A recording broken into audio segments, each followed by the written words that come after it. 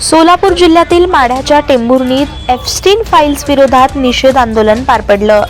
दिनांक 16 फेब्रुवारी 2025 रोजी टेंभुर्णी येथील कुर्डुवाडी चौकात सकाळी 11 वाजता अखिल महाराष्ट्र वडार समाज संघटना यांच्या वतीनं जगात खळबळ माजवणाऱ्या एप्स्टीन फाईल्स प्रकरणाच्या निषेधार्थ आंदोलन करण्यात आलं। राजकुमार धोत्रे यांच्या नेतृत्वात हे आंदोलन पार पडलं। एप्स्टीन फाईल्स मधील सर्व नावांची निष्पक्ष चौकशी व्हावी अशी मागणी यावेळी करण्यात आली। संघटनेच्या माध्यमातून राजकुमार बाबा धोत्रे यांच्या नेतृत्वामध्ये टेंभुर्णी पोलीस स्टेशनच्या समोर म्हणजेच कुर्डुवाडी चौक या ठिकाणी एप्स्टीन फाईलच्या संदर्भामध्ये निषेध आंदोलन करण्यात येत आहे। मला वाटतंय की राजकुमार बाबा धोत्रे यांच्या माध्यमातून आज या ठिकाणी जे एप्स्टीन फाईलच्या संदर्भामध्ये निषेध आंदोलन जे केलं जात आहे हे कदाचित महाराष्ट्रातील पहिलं आंदोलन असू शकतं। आता बऱ्याच लोकांच्या मनामध्ये हा प्रश्न पडलेला असू शकतो की एप्स्टीन फाईल प्रकरण नेमकं काय आहे। आपण जर बघितलं तर सोशल मीडियावरती मोठ्या प्रमाणामध्ये एप्स्टीन फाईलच्या संदर्भामध्ये चर्चा सुरू आहे आणि हे जे प्रकरण आहे या प्रकरणाने संपूर्ण जगामध्ये एक खळबळ माजवलेले आहे। कारण हे प्रकरणच असं आहे, या प्रकरणामध्ये जगामधील प्रत्येक देशामध्ये नामवंत लोकांची नावं आहेत। त्याच्यामध्ये पंतप्रधान असतील, राष्ट्राध्यक्ष असतील, फायनान्शियल मिनिस्टर असतील, पेट्रोलियम मंत्री असतील, त्या देशातील सरकारी सचिव असतील, त्या देशातील उद्योजक असतील, उद्योजकांचे पीए असतील, सरकारी नोकरदार मोठ्या प्रमाणातील असतील, असे अनेक लोक जे आहेत या जगभरामध्ये या एप्स्टीन फाईल प्रकरणामध्ये सामील आहेत। एकंदरीत हे प्रकरण काय आहे सांगायचं जर झालं तर अमेरिका या ठिकाणी एप्स्टीन नावाचं एक प्रायव्हेट आयलंड आहे। हा एप्स्टीन जो आहे, जेफ्री एप्स्टीन, हा एक मुख्य आरोपी या घटनेमधील आहे, जो या देशामधील अनेक अल्पवयीन मुलींना म्हणजे 10 वर्ष ते 16 वर्षाच्या मुलींना या ठिकाणी त्यांना डांबून बीचमध्ये आणून त्यांच्यावरती लैंगिक शोषण करण्याचं काम करत होता। याचबरोबर मुलींना आमिष दाखवून त्यांच्यावरती बलात्कार करण्याचं काम करत होता।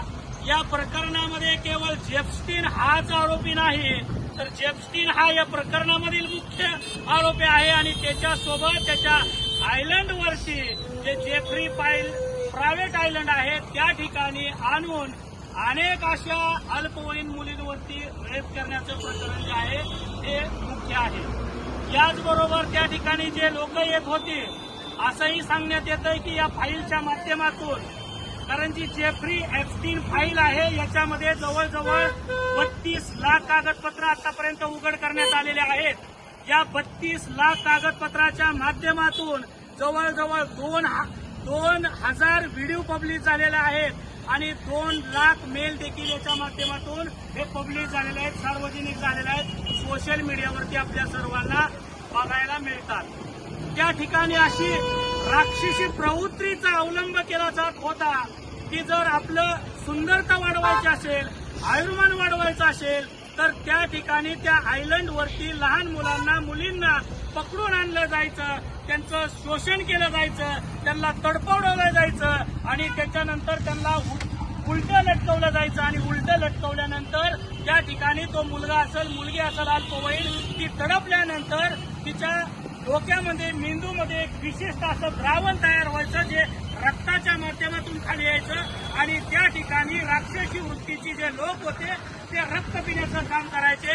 म्हणजे मुलांना तडपडून मारण्याचं जो मोठं राक्षसी प्रवृत्तीचं प्रकरण जे होतं ते एप्स्टीन फाईलच्या आयलंडवरती हे चालायचं। अशा या प्रकरणामध्ये अनेक जगभरातील लोक जे आहेत ते सामील आहेत। हे प्रकरण एकंदरीत उघड कधी झालं तर 2005 सालापासून ते 8 सालामध्ये फ्लोरिडा, अमेरिकेमध्ये एक राज्य आहे फ्लोरिडा, या ठिकाणी एका मुलीवरती, अल्पवयीन मुलीवरती एप्स्टीननं बलात्कार केला होता। त्याच्यानंतर हे प्रकरण पोलिसांमध्ये गेल्या आणि त्यानंतर त्या ठिकाणी जेफस्टीनला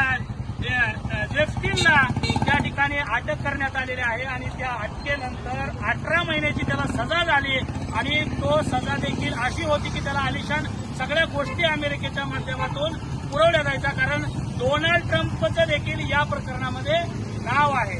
परंतु या सगळ्या प्रकरणावरती एक व्यक्ती नजर ठेवून होती 2008 पासून 2019 पर्यंत, जिचं नाव आहे जुली ब्राउनी. एक अमेरिकन पत्रकार आहे.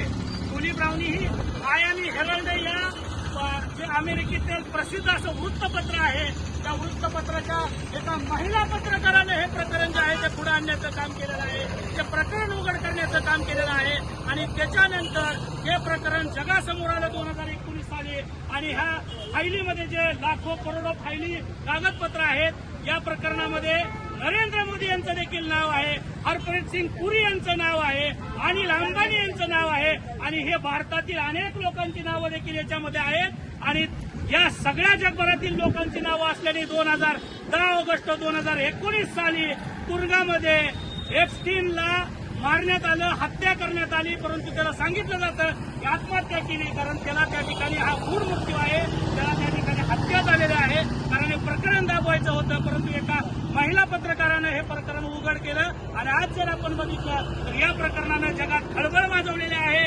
आता एका मेलमध्ये जेफ्रीन एप्स्टीनच्या एका मेलमध्ये आणि इस्रायल व्यक्ती आहे त्याच्या मेलमध्ये स्पष्टपणे लिहिलेलं आहे की 2017 साली नरेंद्र मोदी जे आहेत ते इस्रायल या दौऱ्यावरती होते आणि त्या दौऱ्यामध्ये असताना त्या मेलमध्ये स्पष्ट लिहिलेलं आहे की डोनाल्ड ट्रम्प यांच्यासाठी नरेंद्र मोदी यांनी गायलं पाहिजे, नाचलं पाहिजे आणि सोशल मीडियावर एक व्हिडिओ देखील आहे ज्याच्यामध्ये भारताचे पंतप्रधान नरेंद्र मोदी हे नाचत आहेत, गायन करत आहेत. म्हणजे हे नेमकं या प्रकरणामध्ये अनेक लोकांची नावं आहे.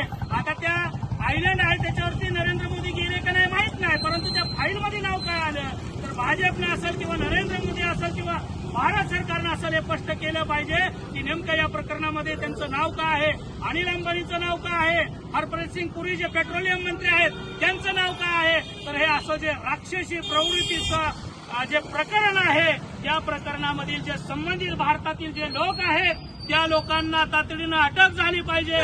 म्हणून वडार समाज संघटनेच्या माध्यमातून बाबा धोत्रे यांच्या नेतृत्वामध्ये आज या ठिकाणी एप्स्टीन फाईलचा निषेध म्हणून हे महाराष्ट्रातील हे पहिलं आंदोलन या ठिकाणी होत आहे.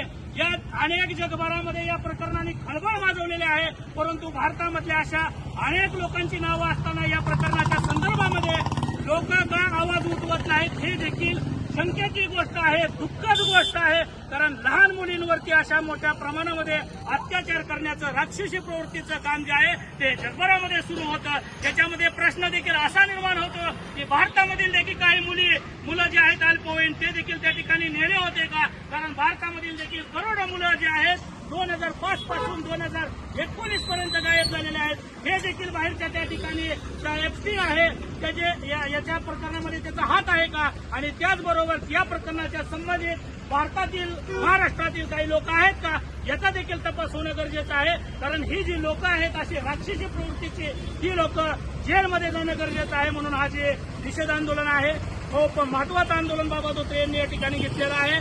तर या प्रकरणासंदर्भामध्ये आज या ठिकाणी आपण सर्वजण जरी कमी संख्येनं असलो तरी आवाज उठवणं खूप महत्वाचं आहे. लोकशाहीच्या माध्यमातून संविधानाच्या माध्यमातून आज त्यांनी आवाज उठवण्याचं काम केलेलं आहे आणि हा आवाज जो आहे असाच बुलंद या येणाऱ्या काळामध्ये होणार आहे. एवढंच बोलतो आणि थांबतो. धन्यवाद. जय भीम, जय भारत.